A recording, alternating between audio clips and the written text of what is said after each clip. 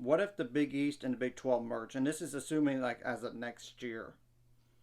And this, I'm not saying this is going to even happen. And this is for basketball here, both men and women. Just to make it simple, the Big East, as we all know, has 11 teams, and the Big 12 is going to have 16 teams next year. It'll be up to 27. The travel would be insane, and it's already going to be. I think it would strengthen up the Big 12 to have a UConn in there, and I know there's a risk with Gino Auriemma eventually going to retire, which we all know that's going to happen. It's just a matter of when. And I know Marquette, Creighton have been good in the past, as well as Villanova. So it would strengthen up the women's side. The men's side would be even crazier because UConn, Creighton, Marquette. And then, Rick Pitino's at St. John's, and there's Seton Hall, that's good. Villanova's been good in the past. So, I know they have a new head coach, but you guys get the point. That would be an insane conference, but not as insane as the Big 12 and the Big 10 combining.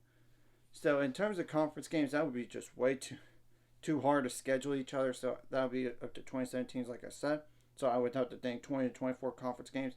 And maybe for those conference tournaments, you just split them off. Like Big 12 does Big 12, Big East does Big East.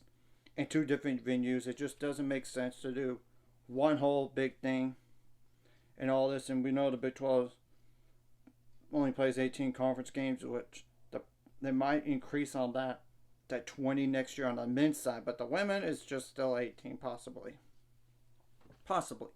And we know so we're going to have to just wait it. I don't think it's going to really happen. But this is just an idea. But I don't really see it. It's just too big and all that insane travel. Though I know it would help the East Coast teams a bunch. It really would help them when you think about it. But you got to think about all the other pack schools going all the way across to like a UConn. I mean, just to St. John's, Villanova. I'm just saying, and even Xavier is not that bad of a travel partner for Cincinnati either. And UCF could just go straight up. So, in West Virginia and as well, like I said, it would help the travel on one side of the country for sure. It would partially, but you gotta think about all the other teams in the middle of the country, like Texas, in the state of Texas, Oklahoma,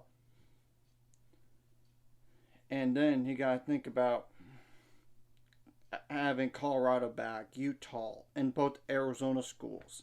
You gotta think about them too. Though it's gonna help them just schedule on their side too, but what if you have to do all the way across? And I don't see this for the other sports.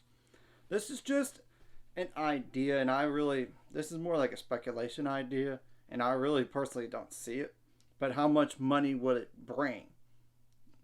Because we all know the Big 12 is the best men's basketball conference in America, and the Big East is kind of up there too. Possibly right ahead, like right with the Big 10, maybe ahead of the Big 10. But you guys get the point. And the women's side, I think it would help the Big 12 a little bit more. Especially to have a UConn in there. So anyways, if you like this content, hit the like and subscribe button. See you guys later. On the road to 600 subscribers, of course, hold the moon goal is 1,000 more, so we might not do a scores like it. Comment really helps the YouTube algorithm so more people can see it. Sharing the video does help as well, so more people can watch.